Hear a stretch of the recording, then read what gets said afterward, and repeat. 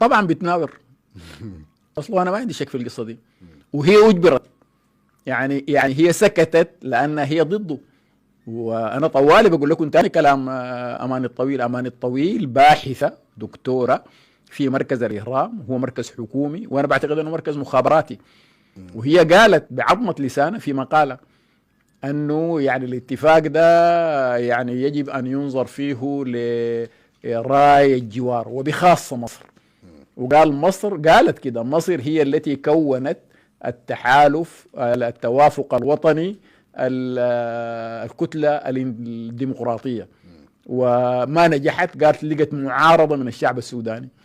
فالمصريين يعني بيحاولوا وظلوا بيحاولوا، ودي نحن نرجع فيها لمسلسلة يعني الفض اعتصام القيادة العامة هو تكرار أو نقل بمسطرة لفض رابعة العدوية، اعتصام رابعة العدوية، وهو جاي بمساعدة مصرية، يعني باقتراح مصري أنا بفتكر. وده سبب الزيارات الكثيرة اللي جرت في الفترة الأولى. نحن كان ما مر علينا أسبوع ولا أسبوعين إلا يجينا وفد مصري ولا واحد من مسؤولينا يقوم يمشي لمصر. أنا أفتكر موضوع مصر ده، الثورة دي من أهم واجباتها أنها تعيد العلاقة بين مصر والسودان إلى وضعها الطبيعي، وأن يصبح السودان يعني يخرج من عند الخارجية المصرية من ملف أمني إلى ملف دبلوماسي، وأن تقوم العلاقات بيناتنا على علاقات المصالح المشتركة وحسن الجوار والفائدة المشتركة.